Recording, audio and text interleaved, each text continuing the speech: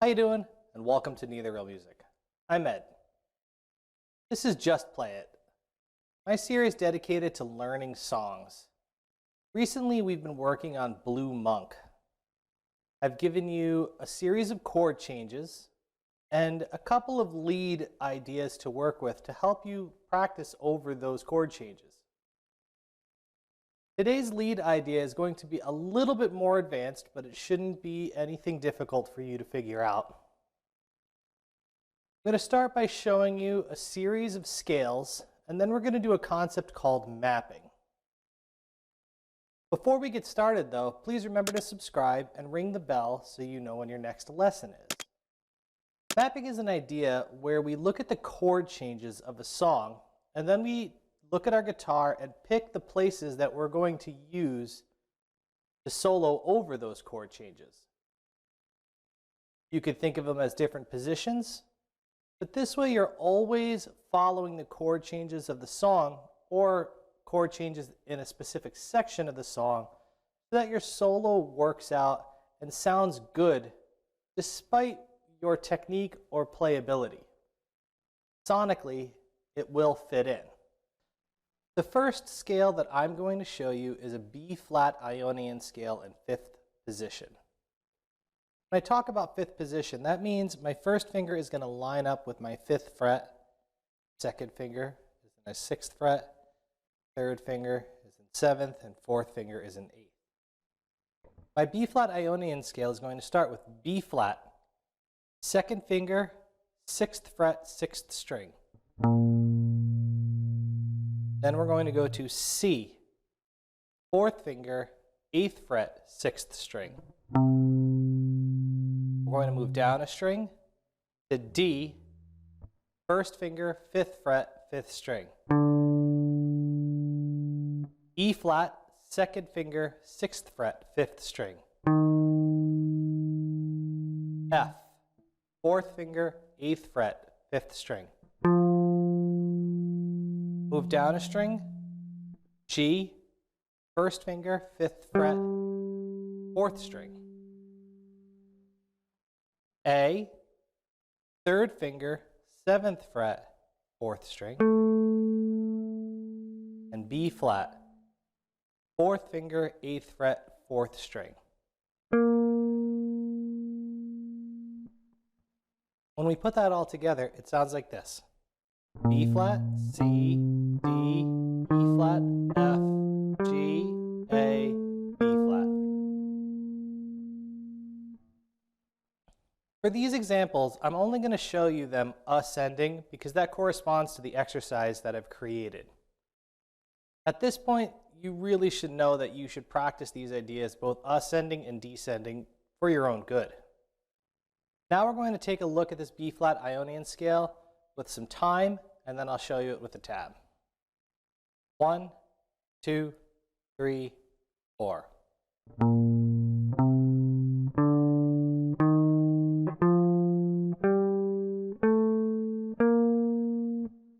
Now let's look at that with the tab. 1, 2, 3, 4.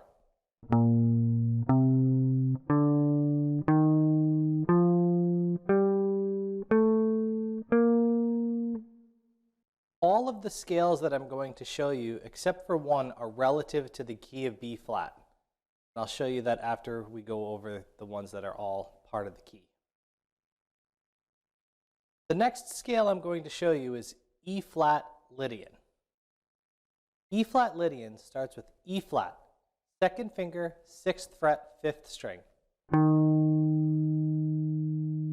F, 4th finger, 8th fret, 5th string. Move down a string to G, 1st finger, 5th fret, 4th string. A, 3rd finger, 7th fret, 4th string. B flat, 4th finger, 8th fret, 4th string. Move down a string, C, 1st finger, 5th fret, 3rd string. D, 3rd finger, 7th fret, 3rd string. and then E flat, 4th finger, 8th fret, 3rd string. When we put that all together, it sounds like this. E flat, F, G, A, B flat, C, D, B flat. Now let's check this out with some time and a tab. 1, 2, 3, 4.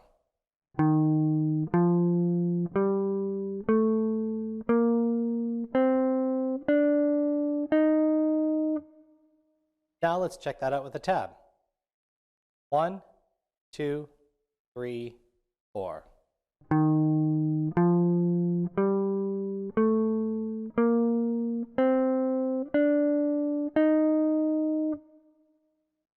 Next on our list is going to be F Mixolydian.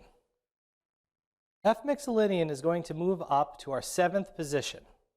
So now we're going to have my 1st finger in my 7th fret, 2nd finger in 8th, 3rd finger in 9th, 4th finger in 10th. So as I mentioned, positions are related to where your 1st finger lies on the guitar, and then your fingers fall into the corresponding frets afterwards.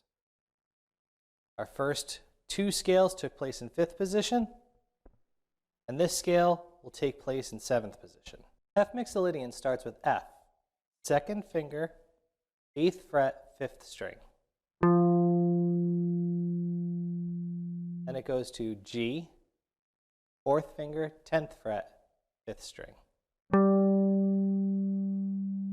Down a string to A, 1st finger, 7th fret, 4th string.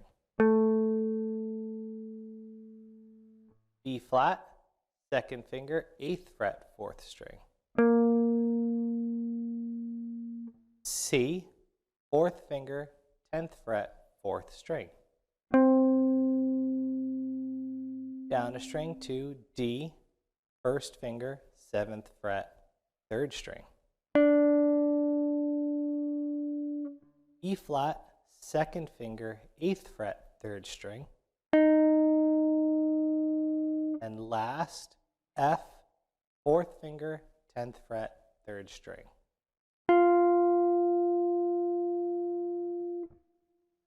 When we put that all together, it should sound like this.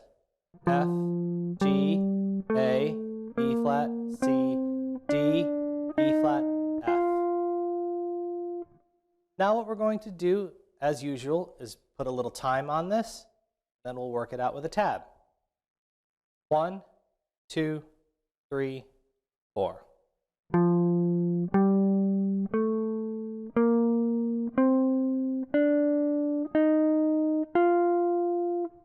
Now let's look at that with a tab. 1, 2, 3, 4.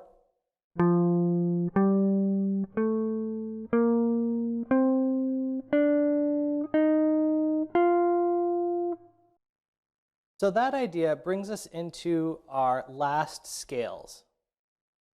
I sort of lied to you in the beginning of the video saying there was only 1 left. There are technically 2, but one of them we've kind of already done. And I'll show you the quick modification on how to learn both of them. But the scale I'd like to focus on is B flat Mixolydian. That switches from 7th position into 8th position.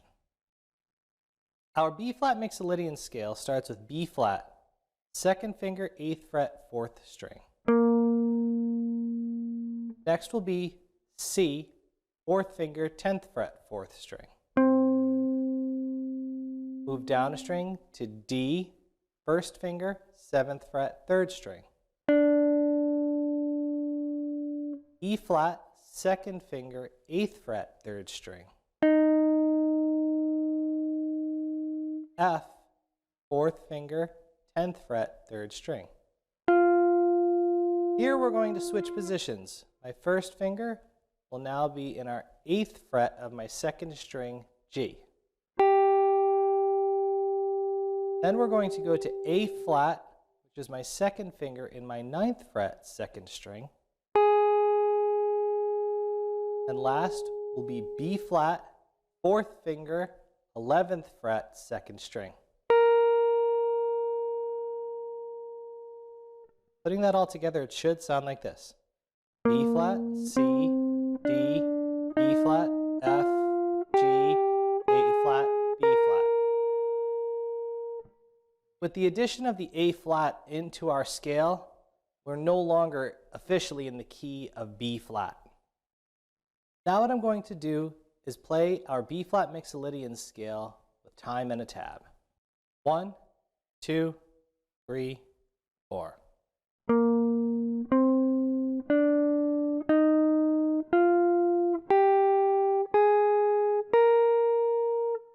Now let's try that with a tab. 1, 2, 3, 4.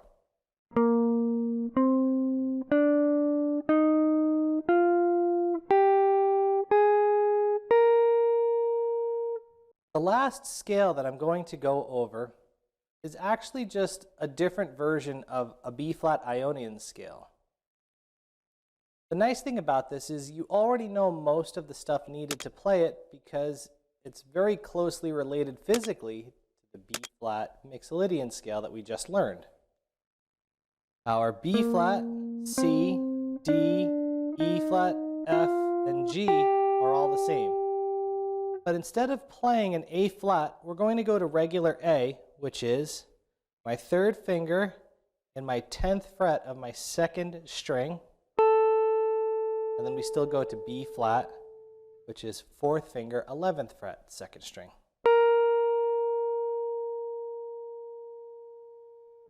Putting that all together, it should sound like this.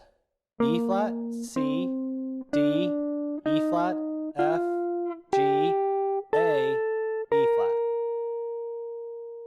Let's check that out with a little time and a tab.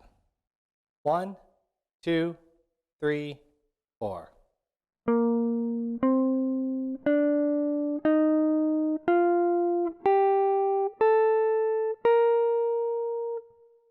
Now let's hear that with a tab. 1, 2, 3, 4.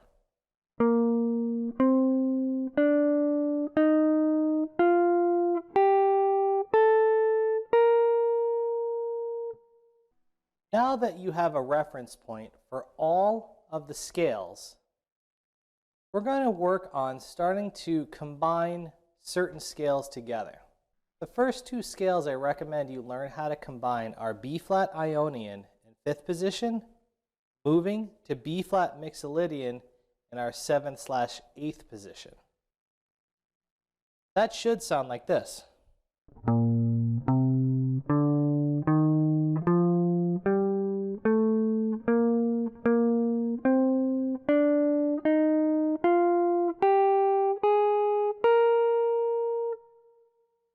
That transition is going to become very helpful in our exercise. So I'm going to play that all together, and then I'll put a tab so that you can follow along with just that section. For the purposes of this exercise, I'm going to play it at double speed so that you could start getting used to playing along with the speed of the song. 1, 2, 3, 4.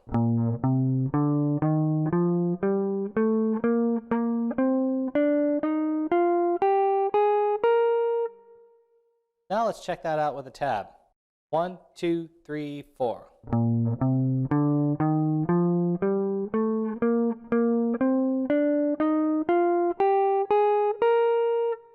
The next combination I recommend you learn to do is B-flat Ionian in 5th position to B-flat Ionian in 7th/8th position.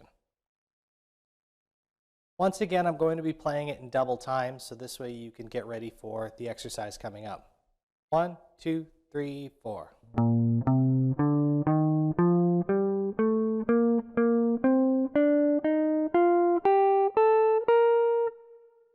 Now with some tab.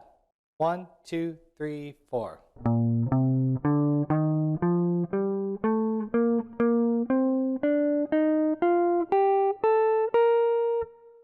Those two transitions represent some of the more difficult sections in the exercise. So I highly recommend working those out.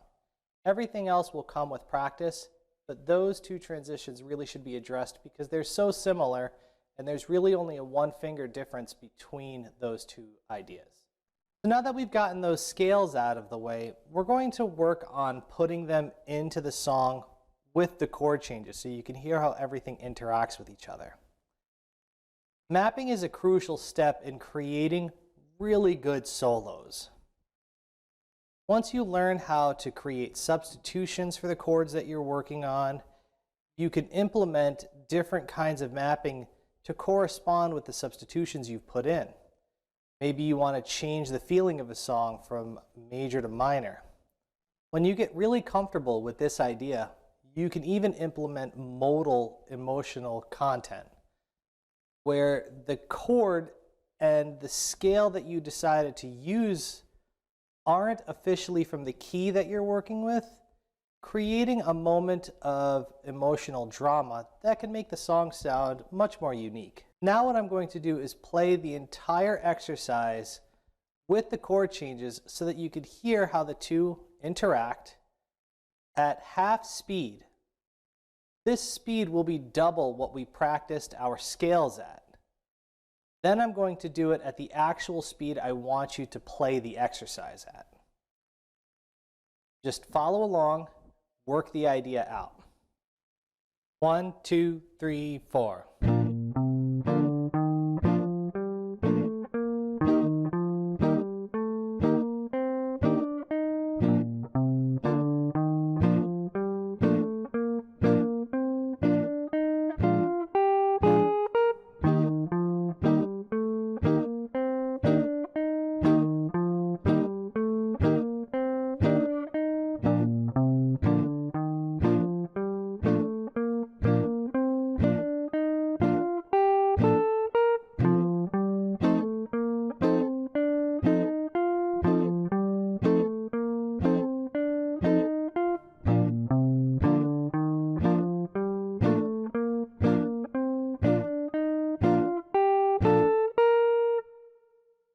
Now let's hear that with a tab. 1, 2, 3, 4.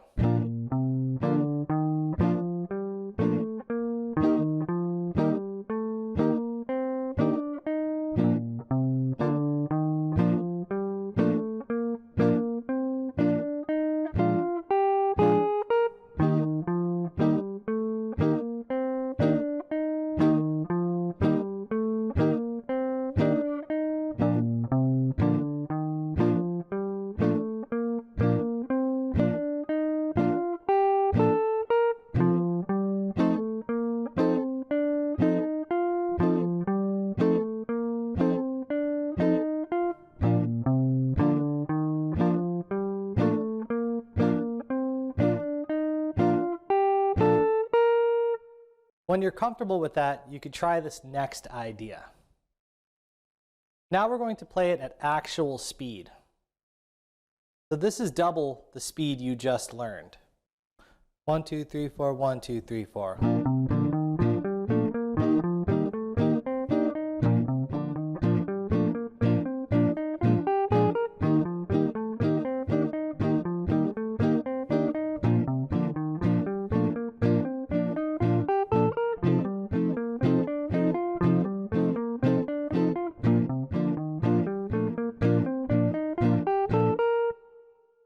Now let's hear that with a tab. 1, 2, 3, 4, 1, 2, 3, 4.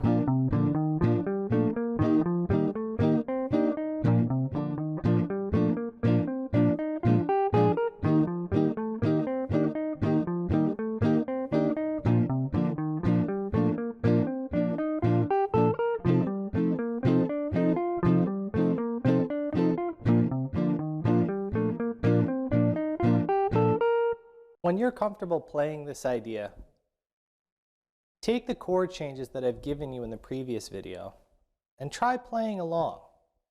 This way you can start to work out these sections along with longer versions of the chord change you just heard. When you know what to do, you could start experimenting. As I mentioned in the beginning of this video, you shouldn't need me to tell you to practice these ideas descending, basically reversing them. This way you could become comfortable and have more tools to work with to create a really good solo. Take your time and work these ideas out, and try to play along until you really don't think about what you're doing anymore. That's when you could start experimenting with the scale and the lead lines that I've given you. All new videos for lead lines regarding Blue Monk will be on Patreon. There you could find more in-depth concepts where I talk about how to create phrasing and how to move mapping into more difficult ideas. If you really enjoy lessons like this, please subscribe and ring the bell for notifications so that you know when your next lesson is coming up. If you would like to know more about Blue Monk and get more in-depth concepts, consider joining my Patreon at Neither Real Music. If you have any questions, please put them in the comments below. I enjoy compliments, but questions let me know that you're working on this stuff. Good luck and good practice.